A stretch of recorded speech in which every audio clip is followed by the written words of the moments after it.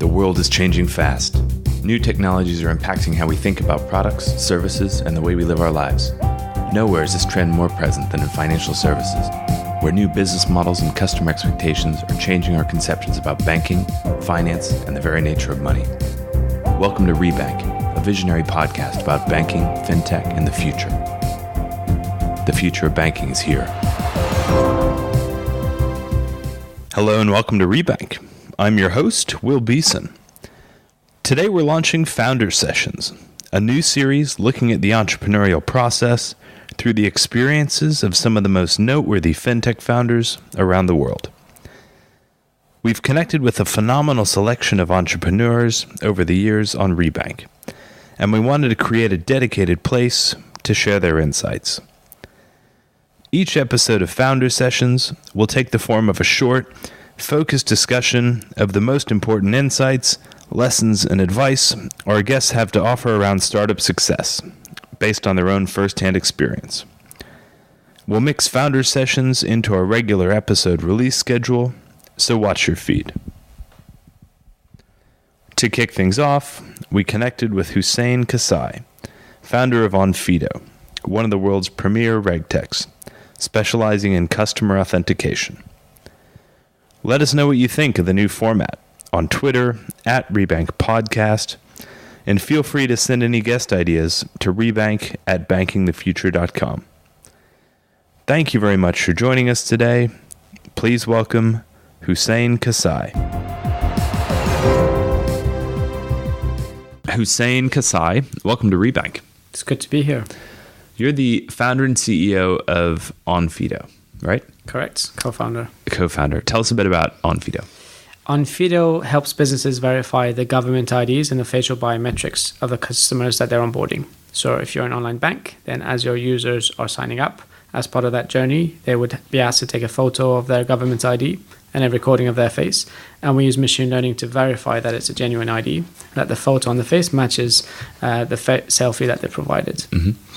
And I think you mentioned that you got started in 2012, so 6 years ago, and you guys have grown to 1,500 customers around the world. I think you said biggest markets are what? US followed by the UK. Okay. Excellent. So I'm really curious. I would be interested to know effectively how you got from kind of step 0 to step 1, right? So it's a, on the face of it at least, a complex business. You use terms like machine learning, which suggests that that there is a level of technical acumen around what you're doing, i.e. it's not something you kind of build and push out in a day.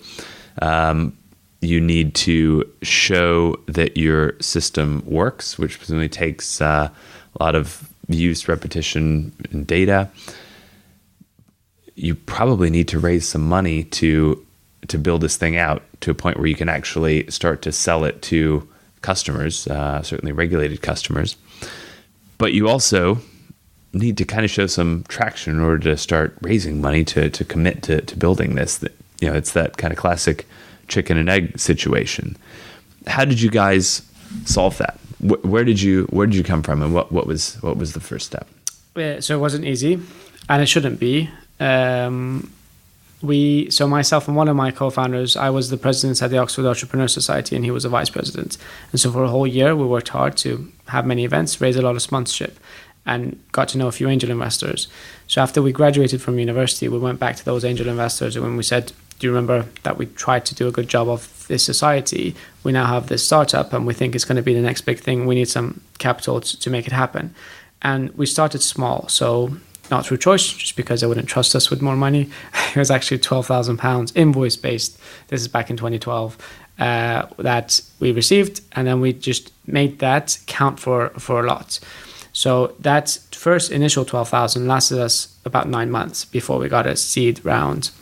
And then every step of the way thereafter, we were just able to commit to things that we said we would be able to achieve, and at every stage, beating that, at the very least, updating the investors at every stage. So we built a strong track record, and in our early angel rounds, which we did quite a few, a big part of it was existing investors, I guess, reinvesting. But the key points are, I guess, we having grown to where we have and what we've been able to achieve, a large skill set that we were able to get from the outset was to be very lean. And if we'd have raised $500,000 from day one, I'm almost certain we wouldn't be as lean as we are right now. And a lean mentality isn't a bonus, it's a necessity. Because at every stage, your cost could be £10 million or £10,000. You have to be lean in order to be able to grow and scale a successful global company. So it's raise as little as you absolutely need, certainly at outset, and then basically prove your ability to execute. Correct. So say you're going to do something and then do it. Correct. And we're quite fortunate in that. So my other co-founder, our technical co-founder, his university thesis was using machine learning and computer vision to spot wildlife in a series of 25,000 photos of the jungle. So that technology, or that first version, was applied to doing government ID checks. So we knew that with just a limited amount of investment, we could have a prototype ready and be able to demonstrate that. Whereas you may not have that luxury if it's some sort of scientific device that might take 2 or 3 years and may need a patent application before you can prove that. So you need to show or raise as much money as necessary to be able to show a product market fit. We were quite fortunate in that 12,000 was sufficient. So how did you make £12,000 last for 9 months? So I had to move to London, but I moved to a very low-cost place. It was about £11 a night at Manor Park, which was good. I mean, I think, as I say, it shouldn't be easy. And for the first few customers that we spoke with, we said, look, if you want this, we need to go and finish building it, and therefore you need to pay up front. And we got quite lucky with the first few that sort of gave us that shot. And in return, we said, we would bend over backward to impress you. And if we don't, these are sort of the break clauses and get out clauses. So we tried to make it as much of a win-win as we could. And separately, we were very concentrated and focused on what the end game is. And the end game is to be able to build a large team, to be able to deliver this on a global basis. So by remaining focused and working hard and parallel, making sure our investors were kept informed at every stage, to build confidence with them too. Those are the different things that we got quite fortunate bringing together. In parallel, it seemed to have been the best time for our use of technology. Back in 2012, that's when camera phone qualities improved, so 2 to 4 to 8 megapixels, as you probably recall. Internet connectivity, 2G, 3G, 4G, and then you had facial biometrics improved.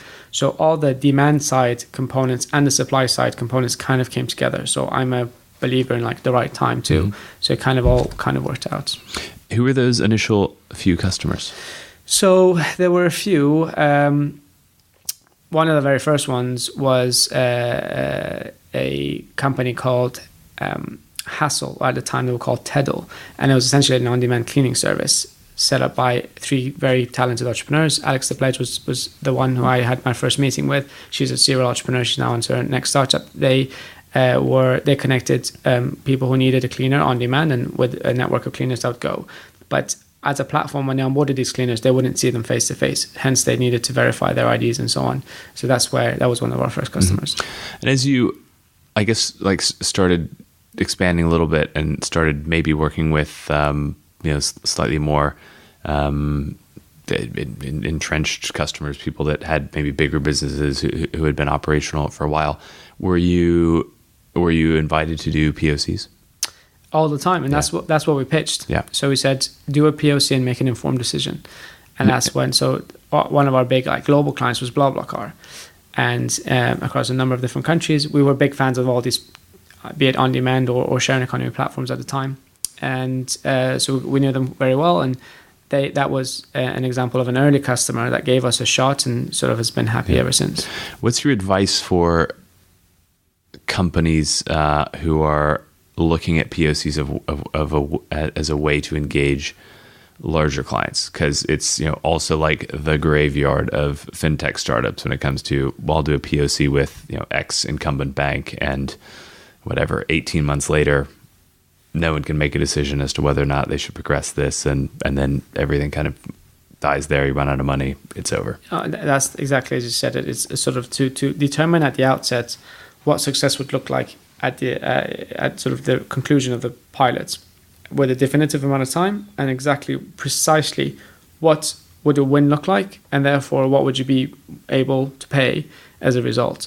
And so all our contracts now is sort of we conclude a pilot and then it automatically triggers onto a contract. Basically. So they're basically signing like the contract subject to the proof of concept working the way it's supposed to. We can kind of do that now because it's proven, but in the early stages, it was in a similar way. We kind of said, look, we can only do a number of pilots over a course of a year and we don't necessarily have too much money, and therefore it's mostly implicit anyway.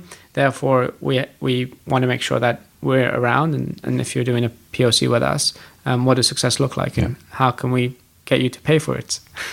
So you've since scaled to 1,500 customers around the world. What have been the biggest takeaways, the biggest lessons over, say, I don't know, past 2-3 years?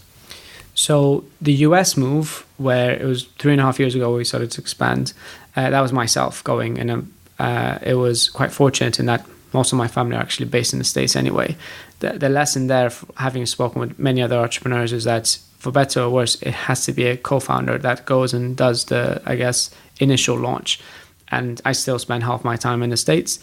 So that is one key lesson, that you can't really expand into a new region without being there in person. So that was something I'd learned before I went there, so it wasn't necessarily a mistake. The biggest mistake I made was a very naive view that the best product wins, so that you don't need to worry about anything else. Just build the best product, take it to market, and by the natural state of things, you'll be the best provider. And that's not the case, especially in the US, because there are many examples that I'm aware of now that an inferior product that shouts the loudest actually wins. So you have to match a strong product with a very strong marketing arm. So that's what we have now, but we didn't 3.5 years ago. What number one piece of advice would you offer to an early stage founder? The biggest mistake that I see, be it on judging panels or accelerator programs, is that just make certain that you are solving an actual problem that a customer will pay for. Don't chase vanity metrics like you've been mentioning 10 tech articles and all that's wonderful, but are you building something that a customer will eventually pay for? And be very lean and very scientific in that approach. Excellent. Well, I wish you all the best in the long, prosperous future of your business. Thank you. Husayn, thanks for joining us. I appreciate it. Thanks for tuning into Rebank. If you like today's show, reach out. Follow us on Twitter at Rebank Podcast and join the conversation.